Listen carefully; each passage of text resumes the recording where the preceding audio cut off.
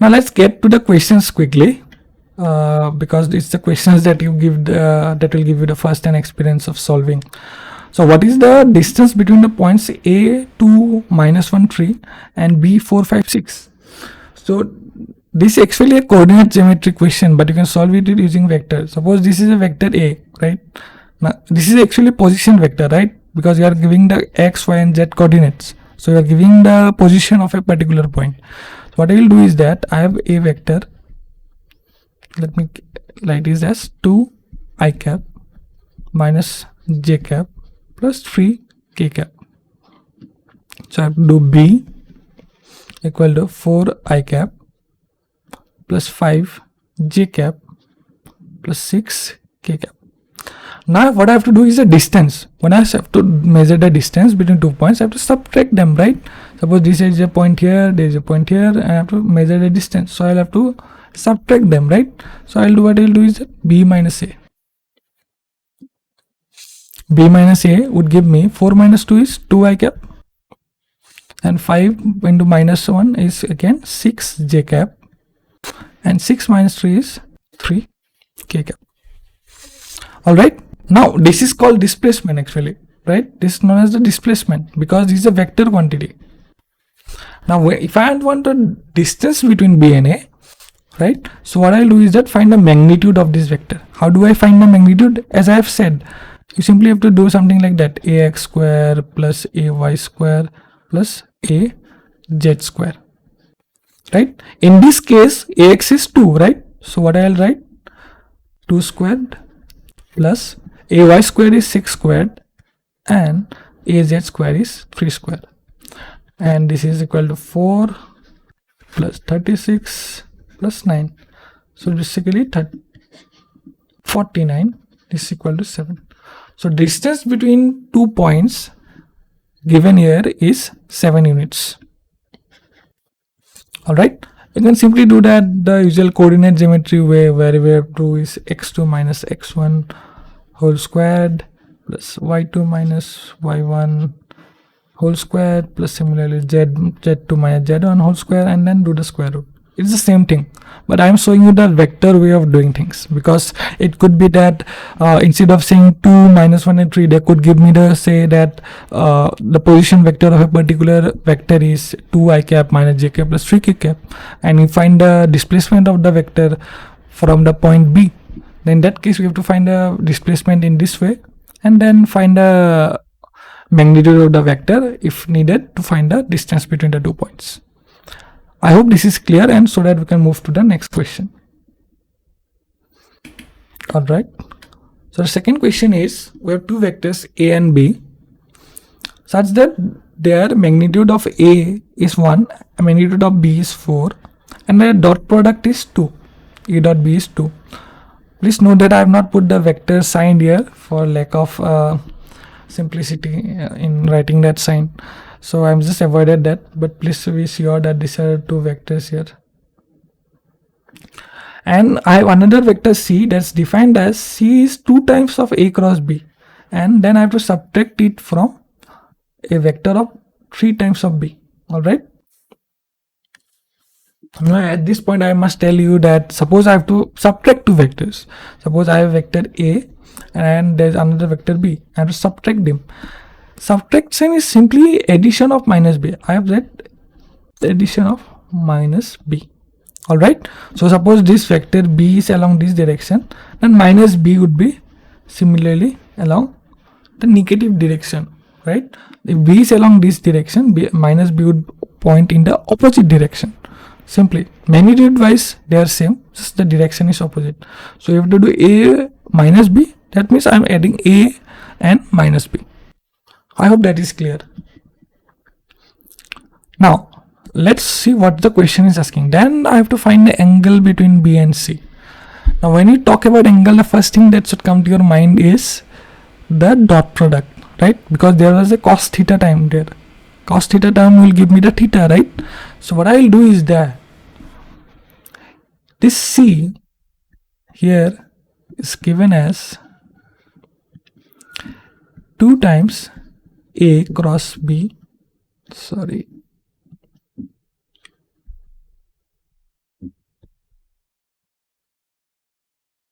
minus 3 times b vector. Now what I have to do is that I have to find the angle between b and c. So what I'll do is that simply do the dot product of b and c. When I do the dot product, I'll simply b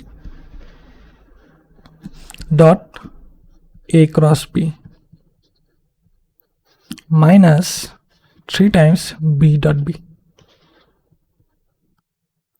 Now notice here, the clever point is that I've always told you that what is the angle between b and a cross b.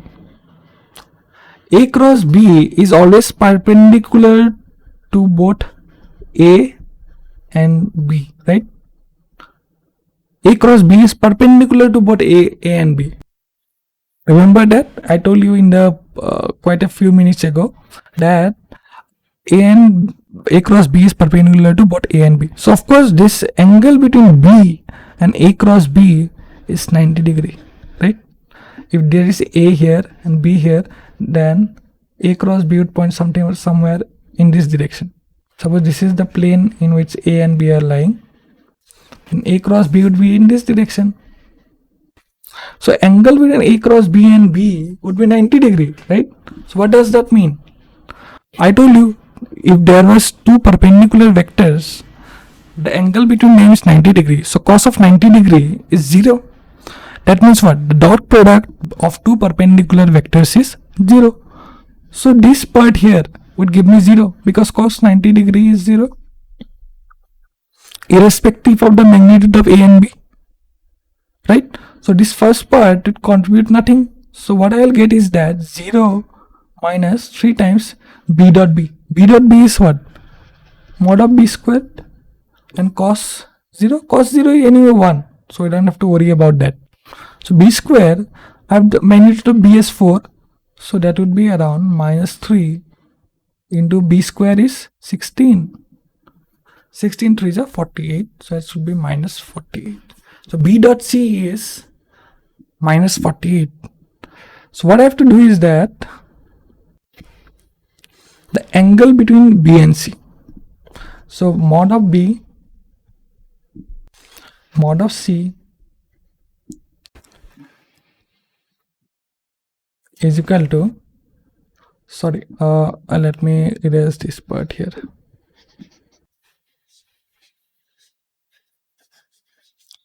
So let me clear some space. Yeah. So what is b dot c? B dot c is basically mod of b, mod of c, cosine of theta. But theta is the angle between b and c, which we have to find anyway. So I have the value of b dot c, I have the value of b, but I do not have the value of modulus of c. So I have to find that. So how will you find that? How will you find that?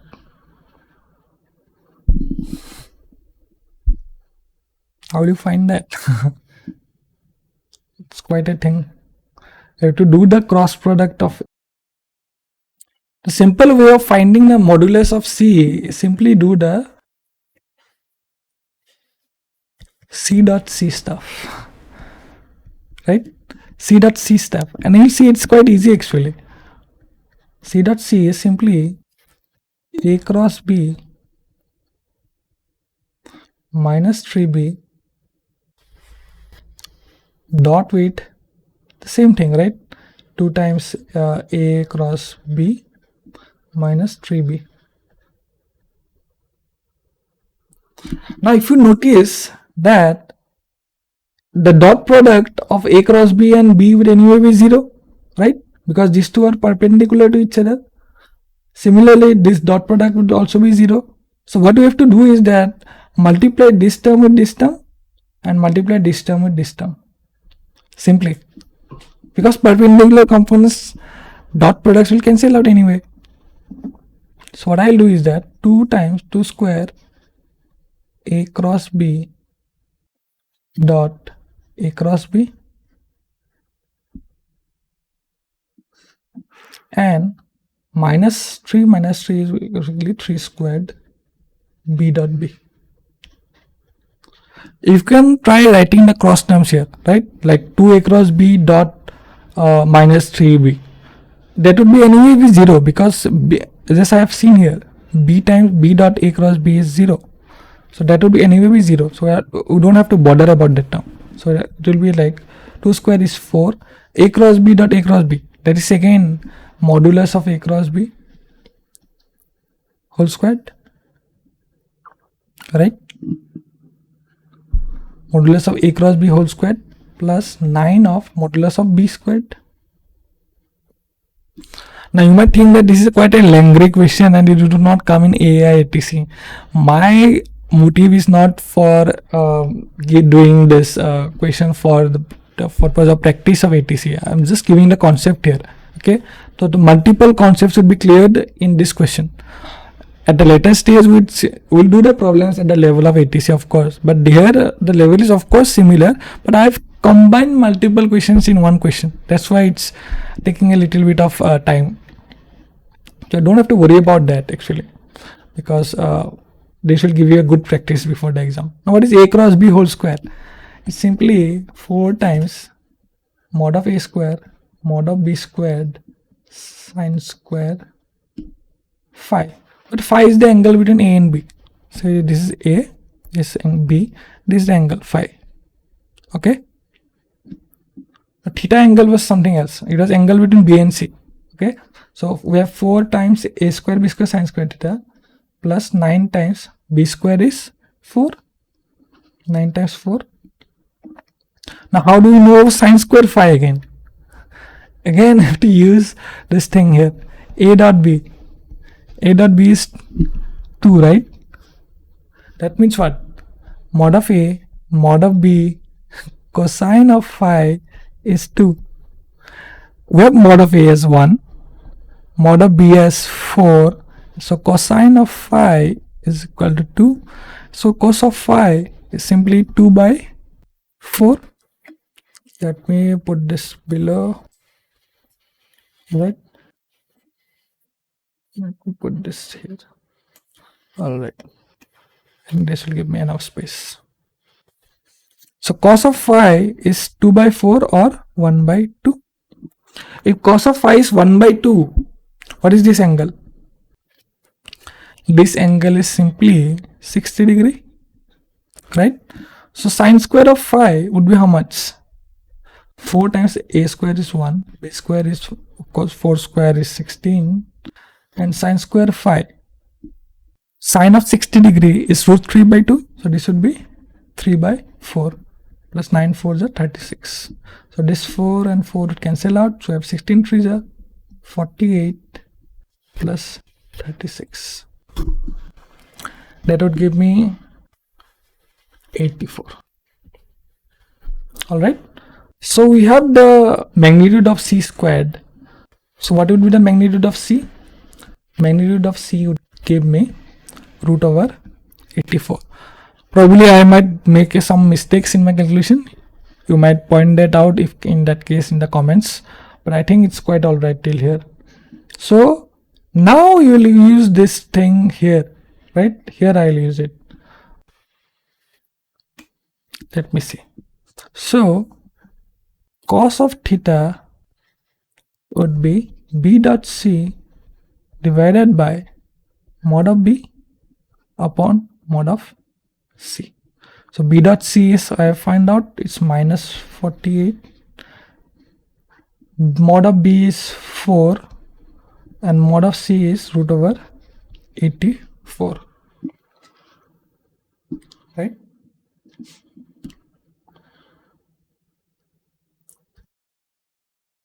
I think I have made a small mistake here because this is mod of b squared, so this would be 4 squared.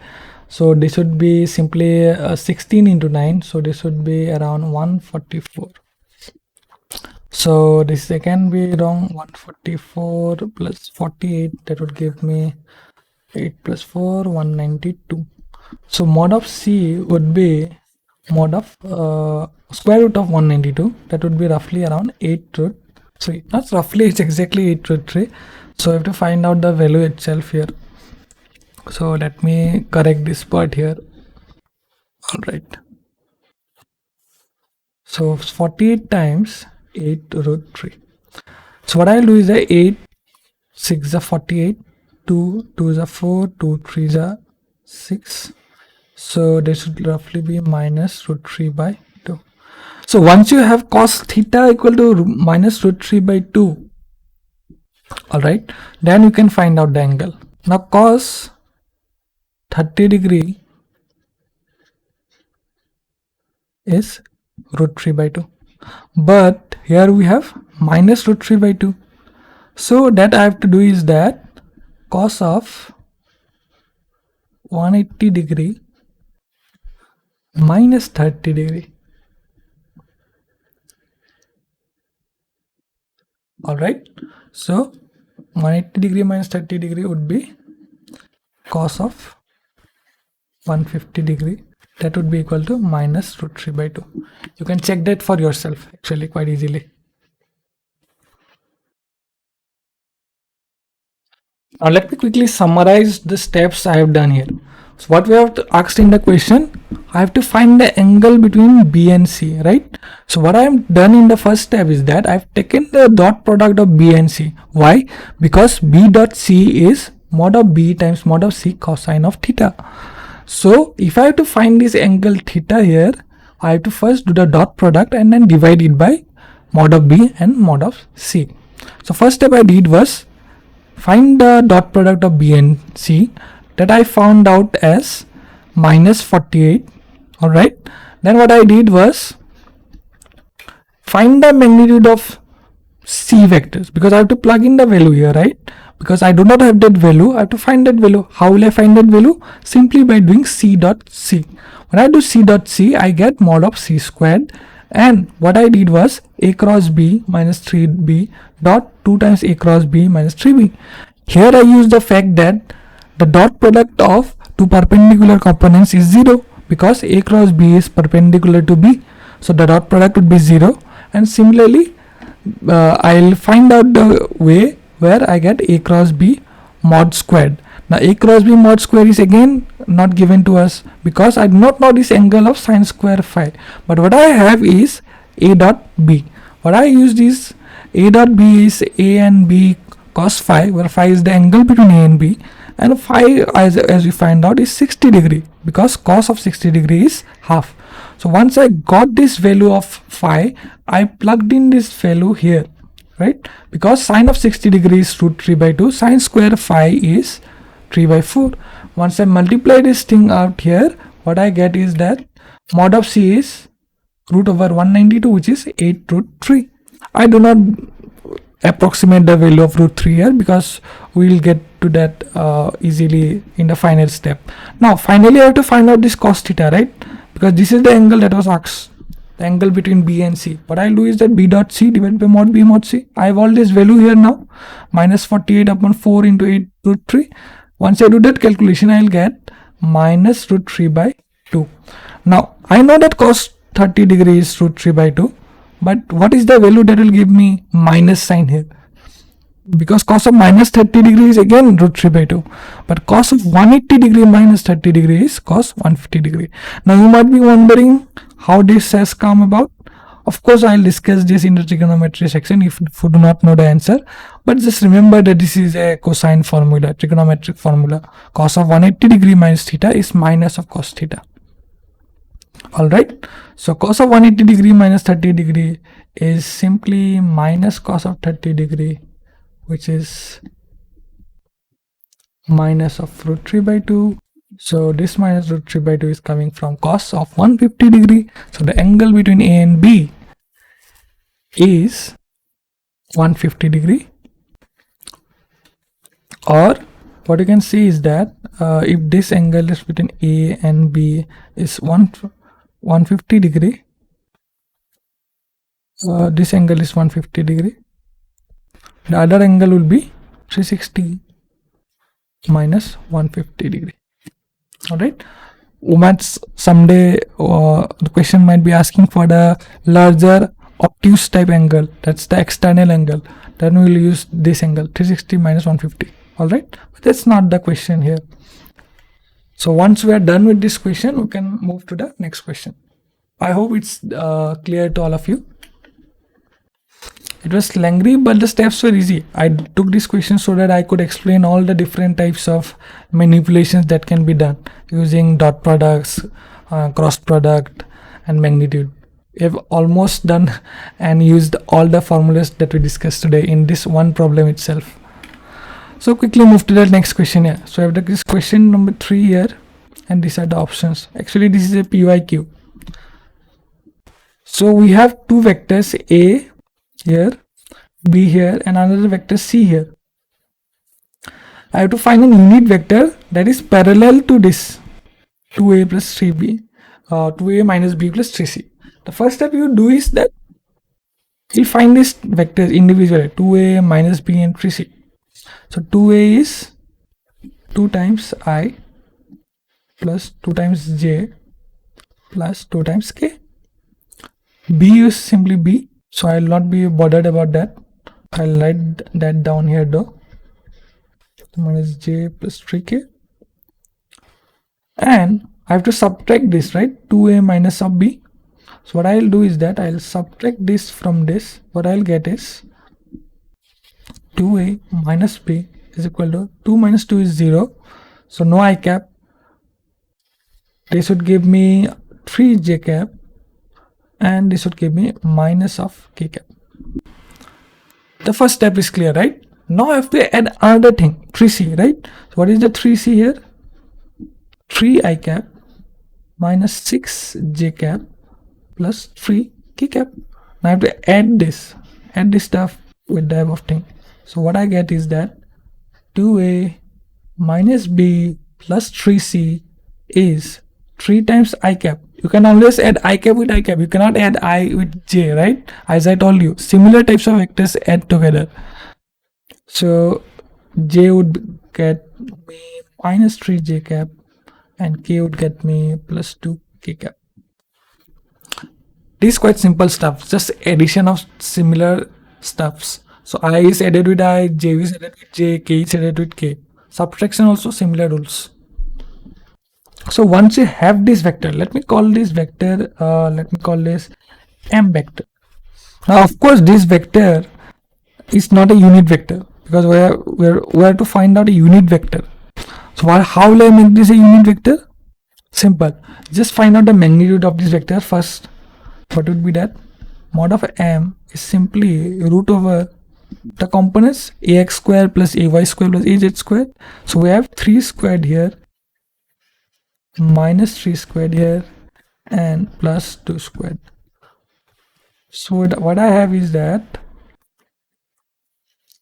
3 squared is 9, 3 squared is 9, 9 plus 9 is 18, 2 squared is 4, that would give me root over 22. This is the magnitude of mod M, right? This is the magnitude of M vector. So if I have to find a unit vector, what I will do is that M vector upon mod M.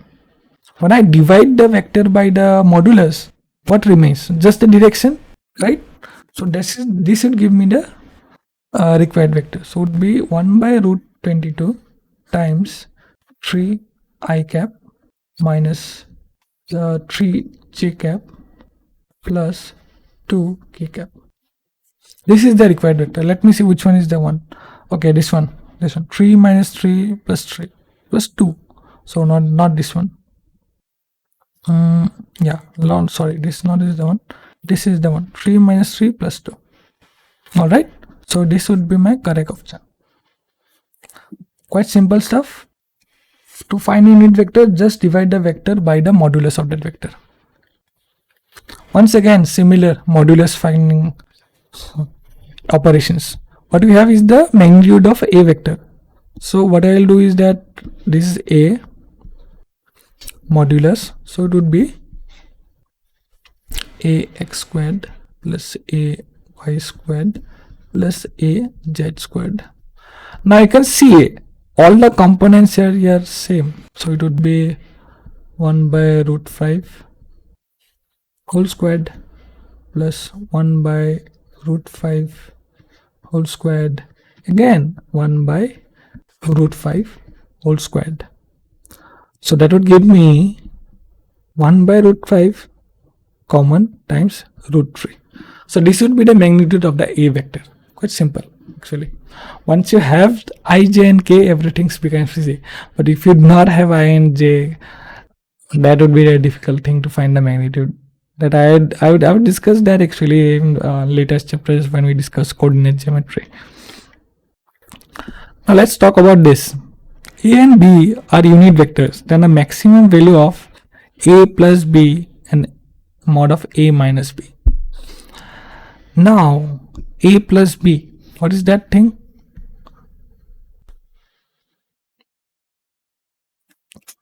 A plus B modulus is simply mod of A squared.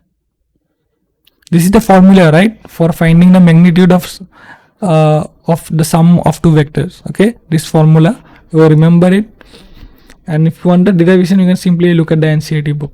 It's quite simple actually. Mod of B squared plus 2 times A dot B. Okay, now how do we get this actually? You simply do this stuff, A plus B dot A plus B. You will get this. You will get A dot A, that gives me A mod of A square. A dot B would give me 1A dot B. Second times B dot A would give me another A dot B. So I'll get 2A dot B, and B dot B would give me finally mod of G square. Okay, this is the way I found out this. Alright, now A and B are unit vectors. What I'll write? 1, 1, 2 times A dot B is mod of A, mod of B, cos of theta. Theta is the angle between A and B. So to give me 2 times 2 A 1, mod of B is 1. So this is 2 cos theta. This gives me 2 1 plus cos theta. Now what about the second term here? A minus B. So mod of A minus B whole squared. Okay, remember I am finding the whole squared. Okay, it's not the mod of A plus B.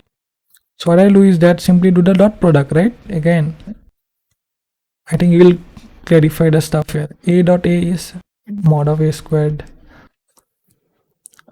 minus B times minus B is plus of mod of B squared, and simply A dot minus B would give me plus minus of 2 A dot B. Alright, so all this stuff would be similar. If you plug in the values, what you will get? Simply 2 minus 2 cos theta. Alright, so what I'll get is 2 1 minus cos theta. Now if you are aware of this trigonometric formula, alright, cos of 2x is basically 2 cos square x minus 1, right? Or simply like 1 minus 2 sine square x. These are two famous trigonometric formula. You have to remember this actually. Of course you can derive them, but deriving is not the way to do it in competitive exams. So you will remember this and you will use this formula here right now. Okay, so 1 plus, if I use the first one, okay, first one, what I'll get, 1 plus cos of 2x is 2 cos square x, right? So I'll use this thing here. So what I'll get, 2 times 1 plus cos of theta is 2 times cos square theta by 2. Here it was 2x, it has become x here. So simply here it is theta, it will become theta by 2 here. So it is 4 times cos squared theta by 2. I hope this is clear. Basic stuff of manipulation. Next comes this part, right? So what I'll use is the cos of 2x equal to this thing. So what I'll get, 1 minus cos of 2x is 2 times sine square x. So if I use this concept here, what I'll get is 2 times 2 into sine square theta by 2. Now what is the benefit of doing this is that I can take the square root quite easily. right? Because I need the square root of this thing, mod of a minus b whole squared, because in the question I do not have a squared term, so I have to use the square root. So what I'll do is that mod of a plus b plus mod of a minus b would give me 2 times cos of theta by 2 plus 2 sine theta by 2. I've just taken the square root of this term and this term, nothing else. Okay, let me skip this thing down here. All right, so I have to find the maximum value of this thing, mod of a plus b plus mod of a minus b.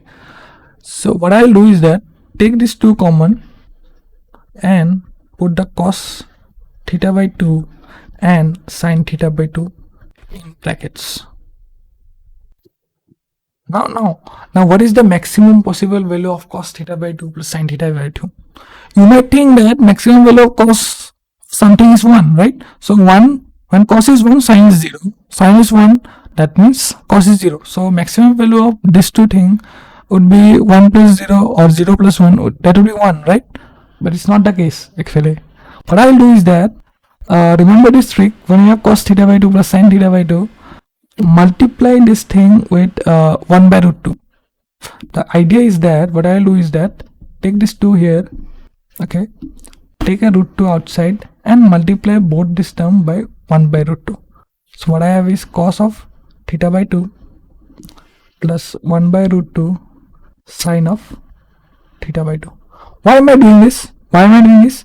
Simply because cos of 45 degree is equal to sine of 45 degree is equal to 1 by root 2, and by introducing this term I'll convert this bracket into something like sine of a plus b, not a plus b actually in this term, like say let me use the eraser, sine of x plus y in this way. All of you know that, right? Sine of x plus y is sine x cos y plus cos y sine x. Even if you don't know that, don't worry, just a formula, you remember that. Okay, so I'll try to convert that into this term 2 root 2. 1 by root 2 is simply sine of 45 degree cos of theta by 2, and this 1 by root 2 I can write it as cos of 45 degree, right? No problem. And then I'll convert this 2 root 2 times sine of 45 degree plus theta by 2. Now you can look up the formula of sine x plus y and just do this stuff in a reverse way and you will get the same thing. Okay, it's not a difficult thing. Those who have not been in touch with mathematics, probably for them this might be a little bit difficult. Otherwise this is quite simple stuff you are expected to know for ATC actually. So now what's the important thing that coming up here is that this sine, all of you know that sine of anything, say sine of x, is always less than 1 and greater than minus 1, right? So sine of 45 degree plus theta by 2 is maximum value is 1, right? So this term right here can have a maximum value of 2 root 2 into 1, that is 2 root 2.